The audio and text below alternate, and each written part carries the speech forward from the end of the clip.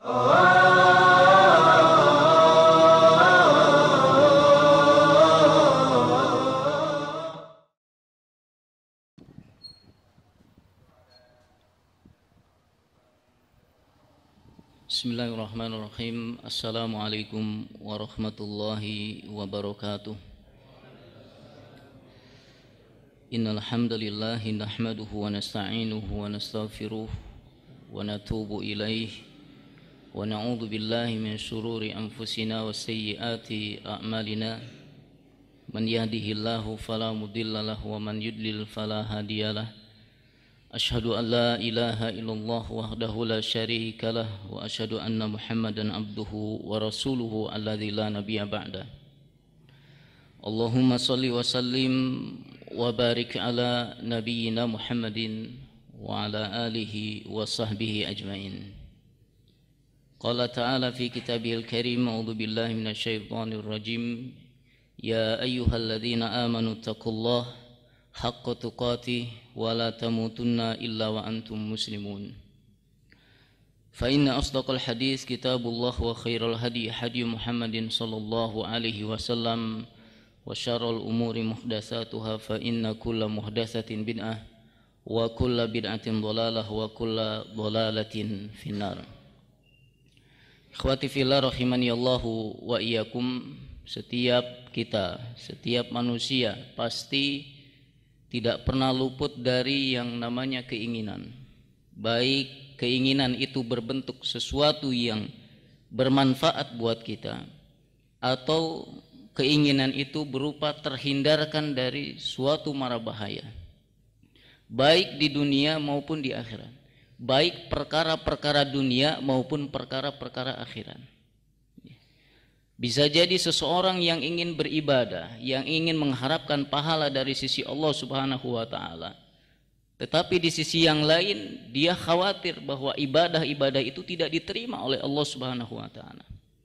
Bisa jadi seseorang yang ingin menikah, ingin menjalin, membangun kekeluargaan, agar dia ingin hidup bahagia, ingin hidup lebih tenang, mendapatkan keturunan dan lain sebagainya, tetapi di sisi yang lain mungkin saja ada kekhawatiran bahwa apakah dia sanggup untuk membiayai kehidupan keluarga, bagaimana tempat tinggalnya, bagaimana nanti kalau sudah punya anak, sekolah-sekolahnya, masa depannya bagaimana.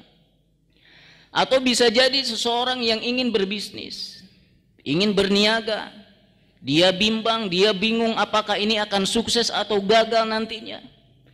Atau orang-orang yang mau terjun berjuang, berdakwah full di dalam dakwah ilallahi azza wajalla, dia harus meninggalkan tempat-tempat yang bisa membinasakan dia dalam agamanya, atau dari tempat-tempat yang diharamkan oleh Allah Subhanahu wa taala.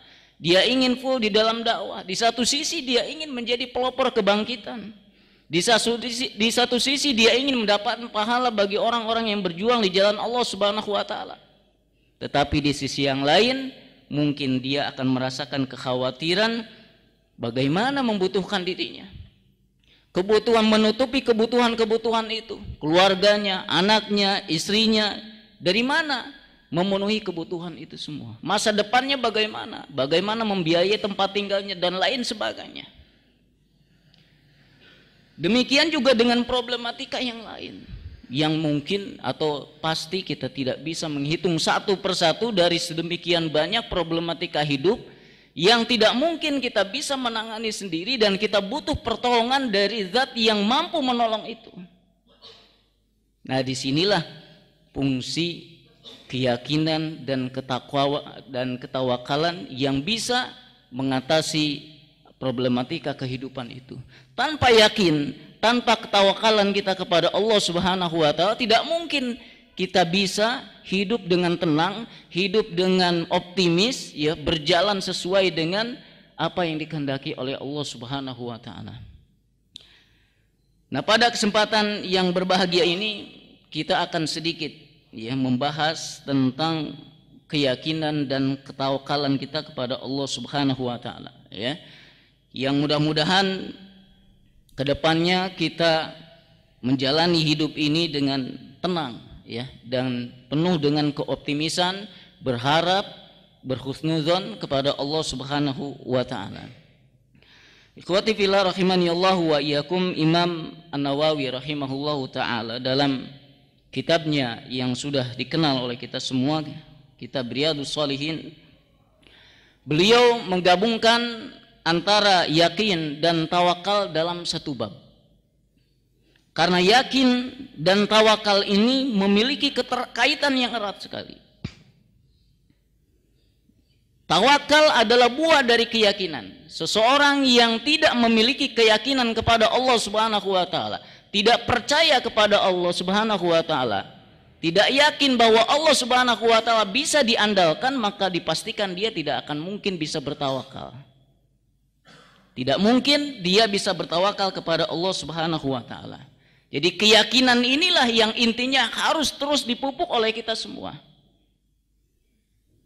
Apa itu keyakinan? Syekh Al-Utsaimin mengatakan huwa quwwatul iman wassabat. Ya. Kekuatan, kekokohan dalam iman. Itu yakin. Imannya kuat, imannya kokoh. Ya. Bahkan beliau mengatakan saking kokohnya, saking kuatnya keimanan seseorang, dia melihat perkara-perkara yang gaib yang dihabarkan oleh Allah Subhanahu wa taala itu seakan-akan terlihat nyata, jelas. Ya, terlihat jelas oleh matanya. Sesuatu yang gaib yang dihabarkan oleh Allah Subhanahu wa taala yang tidak pernah dilihat, tapi dia yakini seakan-akan nampak jelas di matanya. Saking apanya ini? Kuat keimanannya, kekuatan keyakinan kepada Allah Subhanahu wa taala bahwa pasti apa yang Allah kabarkan pasti benar adanya. Karena itu ketika seseorang memiliki keyakinan yang kuat, menghujam tanpa ada keraguan sedikit pun, maka otomatis dia akan percaya sepenuhnya kepada Allah Subhanahu wa taala.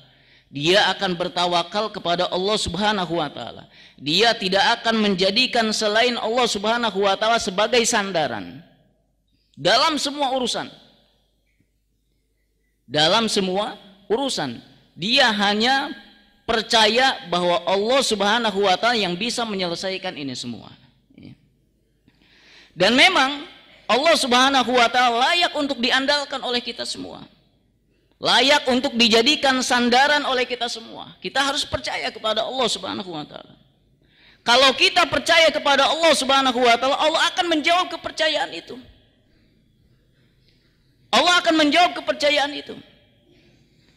Allah sudah tegaskan di dalam surah At-Talaq ayat yang kedua sampai ketiga. Ayat yang kedua, yang ketiga, wa may yatawakkal 'alallahi fahuwa hasbuh. Ya. Siapa yang bertawakal kepada Allah Subhanahu wa taala, maka dialah yang akan mencukupinya. Kalau kita bertawakal kepada Allah, percaya sepenuhnya kepada Allah Subhanahu wa taala, yakin bahwa Allah bisa diandalkan, Allah akan menjawab kepercayaan kita. Di saat kita memiliki kesulitan, di saat kita memiliki problematika hidup, kita yakin Allah mampu memberikan solusinya, Allah akan cukupkan itu. Allah akan berikan solusinya. Tinggal tergantung keyakinan kita kepada Allah Subhanahu wa taala. Perlu kita yakini bahwa bertawakal kepada Allah Subhanahu wa taala bukan berarti tidak ada usaha yang maksimal dari kita. Bukan santai-santai, tidak ada usaha sedikit pun lantas dia berharap Allah Subhanahu wa taala akan memberikannya. Tidak seperti itu. Tapi semua yang kita inginkan harus diiringi dengan usaha, harus diiringi dengan ikhtiar. Kita perhatikan bagaimana Allah Subhanahu wa taala mengajarkan tawakal. Di dalam surah Maryam ayat yang ke-25, A'udzubillahi minasyaitonirrajim. Wa huzzi ilaiki bijiz'in nakhlati tusaqitu 'alaiki rutban janiyya. Dan goyangkanlah pangkal pohon kurma itu ke arahmu. Niscaya pohon kurma itu akan menggugurkan buah kurma yang matang kepadamu. Dalam ayat ini Allah Subhanahu wa taala mengajarkan bagaimana tawakal yang sebenarnya. Pada saat itu Maryam, ibunya Nabi Isa alaihissalam, dalam kondisi nifas, baru melahirkan, lelah, capek, tidak bisa bergerak dengan maksimal, tidak bisa berbuat banyak. Namun Allah Subhanahu wa ta'ala tetap memerintahkan Maryam untuk apa? Menggoyangkan pohon kurma itu. Pohon yang kokoh, menjulang tinggi, yang secara logika seseorang yang baru melahirkan, yang kelelahannya luar biasa, kecapeannya yang luar biasa, tak mungkin ketika dengan menggoyangkan pohon itu, kurma itu akan jatuh. Tapi itulah bentuk tawakal yang harus diiringi dengan usaha. Ketika digoyangkan, baru kurma itu jatuh. Karena itu sahabat Anas bin Malik, beliau pernah mengatakan bahwa ada seseorang yang pernah berkata kepada Rasulullah SAW. Dia mengatakan, ya Rasulullah, aku ikat kendaraanku dulu lalu aku bertawakal, atau aku lepas saja kendaraan itu lalu aku bertawakal. Maka kata Rasulullah SAW, ikatlah kendaraanmu dulu baru bertawakal kepada Allah Subhanahu wa ta'ala. Jadi kalau kita punya kendaraan, ya, jangan salah paham. Ketika kita bertawakal, lantas kunci itu ditaruh di motornya, ya, dilepas tanpa digembok, tanpa apa, selesai saya bertawakal. Bukan tawakal itu. Setelah digembok, setelah dikunci, tempatnya yang pas, tempatnya di tempat yang parkir yang memang sudah ditempatkan, setelah itu tawakal kepada Allah Subhanahu wa ta'ala. Serahkan semuanya urusan kepada Allah Subhanahu wa ta'ala. Itu tawakal namanya. Bukan sembarangan, bukan tanpa dikunci dan sebagainya lantas dia bertawakal. Dalam peperangan, dalam pertempuran, ketawakalan juga adalah salah satu sebab kemenangan terbesar, ya. Dan usaha yang maksimal dalam persiapan itu pun bagian dari ketawakalan. Kita lihat Allah Subhanahu wa ta'ala berfirman, falam taqtuluhum walakinallaha qatalahum wa ma ramaita idh ramaita walakinallaha rama wal yubliyal mu'minina minhu bala'an hasana innallaha sami'un alim. Sebenarnya bukan kalian yang membunuh mereka, akan tetapi Allah lah yang membunuh mereka. Dan bukan kalian yang melempar ketika kalian melempar, tetapi Allah lah yang melempar. Allah berbuat demikian untuk membinasakan mereka dan untuk memberi kemenangan kepada orang-orang mukmin dengan kemenangan yang baik. Sesungguhnya Allah Maha mendengar lagi Maha mengetahui.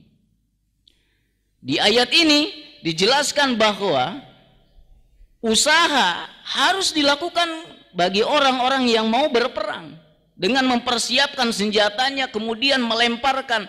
Setelah itu urusan Allah Subhanahu wa ta'ala. Lemparan-lemparan itu akan mengenai musuh atau tidak, itu adalah urusan Allah Subhanahu wa ta'ala. Yang membunuh orang-orang kafir adalah hakikatnya Allah Subhanahu wa ta'ala. Demikian juga ketika kita berdakwah ilallahi azza wa jalla, menyeru kaum muslimin, kita hanya berusaha semaksimal mungkin membuat sarana, mempersiapkan dan lain sebagainya. Yang menerima, tidak yang menerima, itu semua serahkan kepada Allah Subhanahu wa ta'ala. Kewajiban kita adalah usaha dan bertawakal kepada Allah Subhanahu wa ta'ala. Ya, dan kita yakin bahwa Allah akan memberikan kemenangan kepada kaum muslimin. Jadi tidak ada lagi yang perlu kita ragukan pada sisi Allah Subhanahu wa ta'ala, bahwa Allah Subhanahu wa ta'ala mampu memberikan segalanya kepada kita, mampu memberikan solusi setiap problematika kehidupan, baik kehidupan pribadi-pribadi kita ataupun kehidupan bermasyarakat kita. Banyak buktinya yang sudah kita lihat, kita saksikan, kita baca, ya, dari sejarah-sejarah, sirah-sirah yang membuktikan bahwa benar ketawakalan itulah yang menjadi kunci kemenangan. Nabi Ibrahim alaihissalam, ya, Allah selamatkan beliau, ya, dari kobaran api yang besar. Bahkan saking besarnya api itu sampai-sampai kaum musyrikin melempar Nabi Ibrahim alaihissalam dari jarak yang jauh menggunakan manjanik, ya, menggunakan ketapel besar, ya. Karena kalau dari jarak yang dekat yang melemparnya juga kena, ya. Karena saking besarnya melemparkan Nabi Ibrahim itu dari jarak jauh dilemparkan. Nabi Ibrahim alaihissalam tidak berputus asa dari rahmat Allah Subhanahu wa taala. Tidak berhenti bertawakal bersandar kepada Allah Subhanahu wa taala. Tapi Nabi Ibrahim alaihissalam percaya, yakin bahwa Allah Subhanahu wa taala akan menolongnya. Karena itu yang diucapkan oleh beliau adalah hasbunallah wa ni'mal wakil. Cukuplah Allah menjadi penolong kami dan Allah adalah sebaik-baik pelindung. Bayangkan ketika dilempar saja beliau masih yakin. Dan Allah menjawab ketawakalan Nabi Ibrahim alaihissalam dengan memerintahkan Memerintahkan api itu untuk dingin dan menyelamatkan. Ya nar kuni bardan wasalama. Wahai api, dingin dan selamatkanlah Ibrahim alaihissalam. Di luar logika manusia yang lemah, yang itu tidak mungkin terjadi. Api yang secara asal itu adalah panas yang kita ketahui, tetapi Allah mampu memberikan dingin itu. Dulu kaum muslimin di zaman Rasulullah SAW dan para sahabat mendapatkan informasi bahwa akan ada kelompok-kelompok kabilah Al-Ahzab, kelompok-kelompok kabilah yang beraneka ragam, bermacam-macam. Mereka berkumpul, mereka berhimpun, mereka bergabung untuk memerangi Rasulullah SAW dan para sahabatnya. Dan masa itu betul-betul masa-masa darurat, masa-masa kritis, sampai-sampai di antara mereka ada persangkaan-persangkaan yang mulai goyang kepada Allah Subhanahu wa taala. Di dalam surah Al-Ahzab digambarkan wa izzaqatil absar wa balaghatil qulubu al-hanajira wa tadhunnuna billahi adzununa. Ketika pandangan sudah tidak lagi tetap dan hati sudah mencapai tenggorokan dan kalian menyangka Allah dengan berbagai persangkaan. Ini benar enggak Allah akan menolong kita atau? Karena itu di kondisi seperti ini ada dua golongan.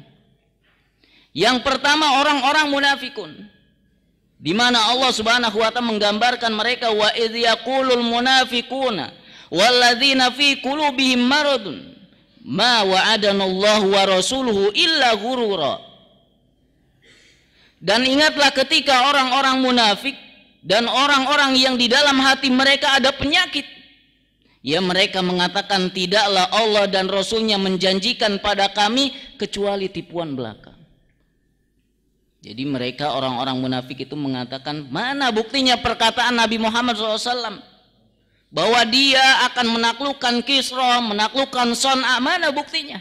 Sementara sekarang mereka dikepung. Tapi bagi orang-orang yang beriman, walamma ra'al mu'minunal ahzaba qalu hadza ma wa'adanallahu wa rasuluhu wa sadaqallahu wa rasuluhu. Yakin mereka itu.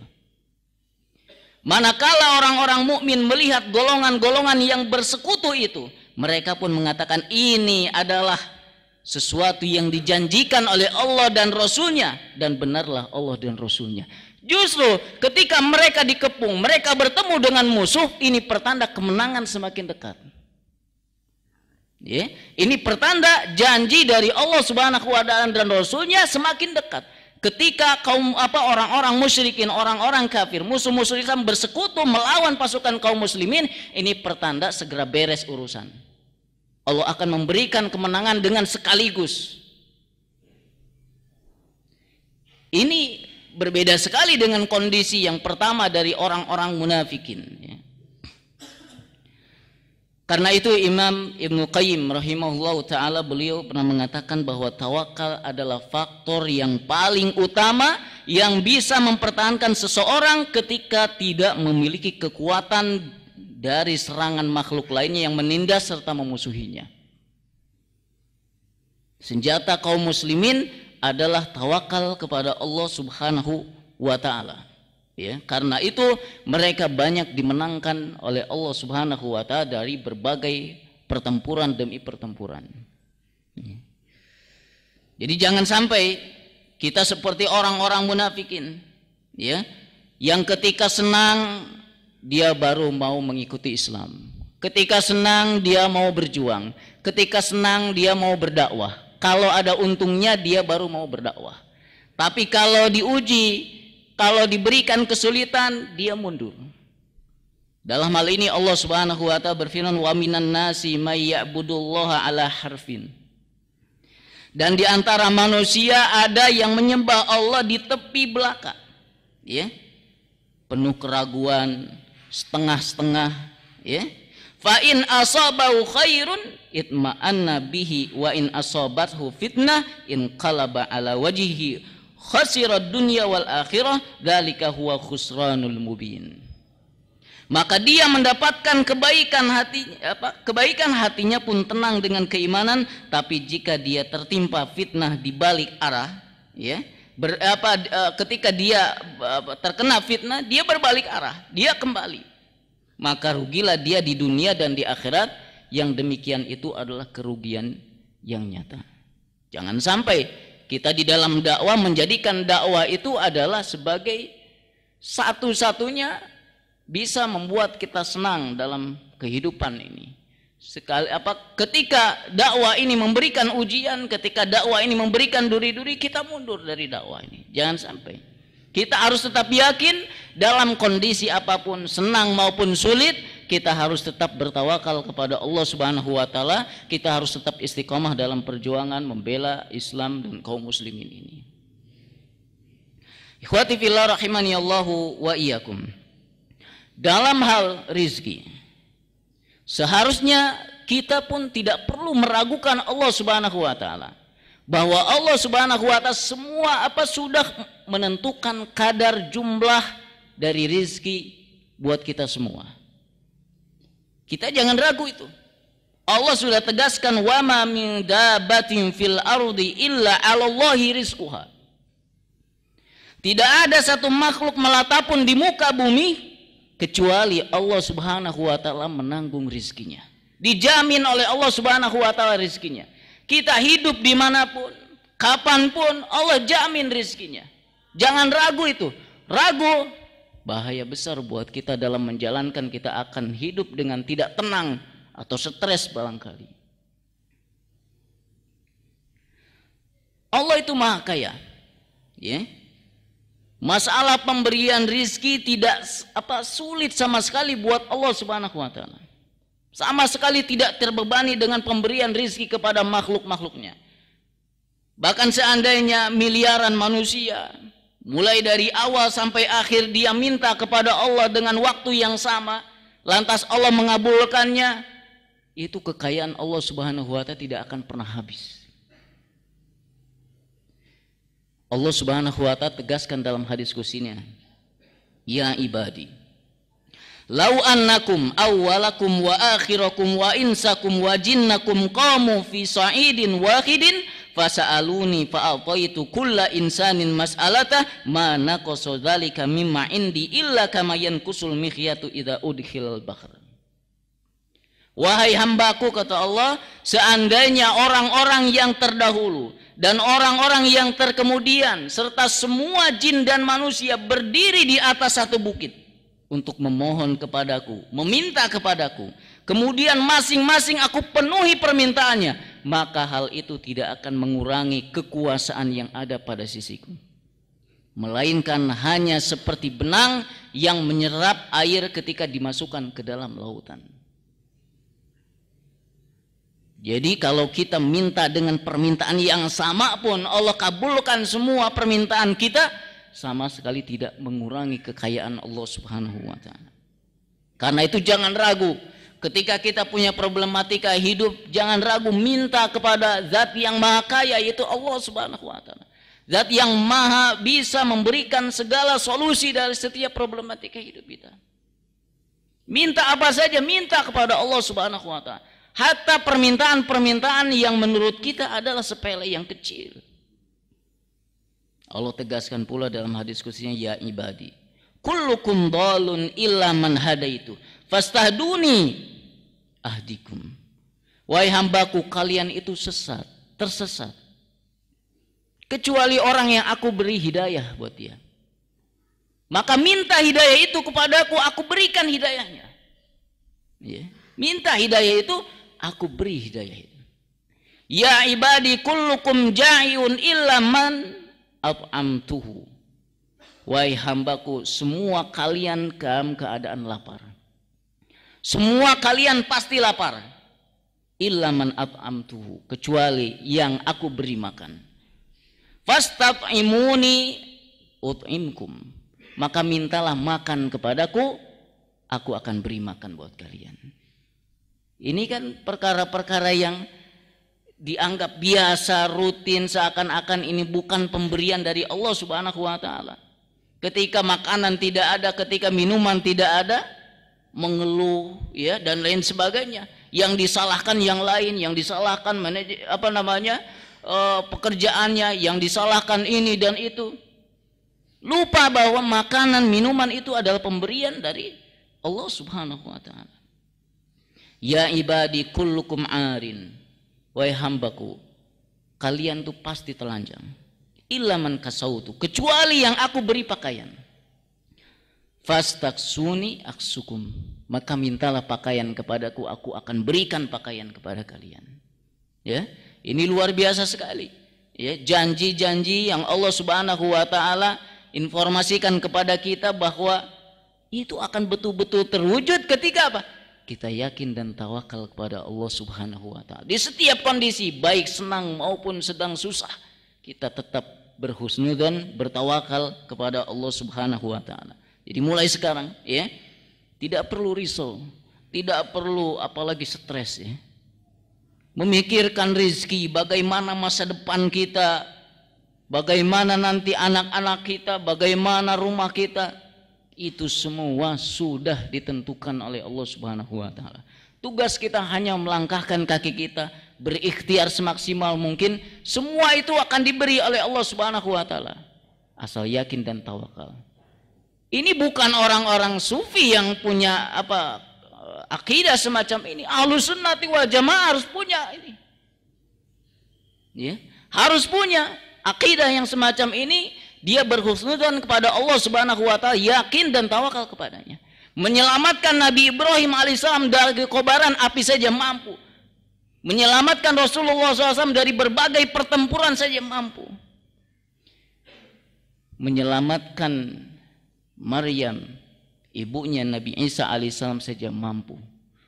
Maka semua problematika, kesulitan itu mudah bagi Allah Subhanahu wa taala. Ya. Rasulullah SAW pernah bersabda, lau annakum tatawakkaluna 'alallahi haqqa tawakkuli la razaqakum kama yarzuqu tayru tawdu khimasan wa taruhu bitanan. Sekiranya kalian benar-benar bertawakal kepada Allah dengan tawakal yang sebenar-benarnya, sungguh kalian akan diberi oleh Allah Subhanahu wa taala rizki sebagaimana seekor burung diberi rizki, di mana ia pergi pada pagi hari dalam keadaan lapar dan pulang di sore hari dalam keadaan kenyang, bahkan bisa memberikan anak-anaknya makanan. Ini seekor burung digambarkan ya, dipermisalkan oleh Rasulullah SAW dalam kekuasaan Allah Subhanahu wa taala untuk memberikan rizki kepada makhluknya.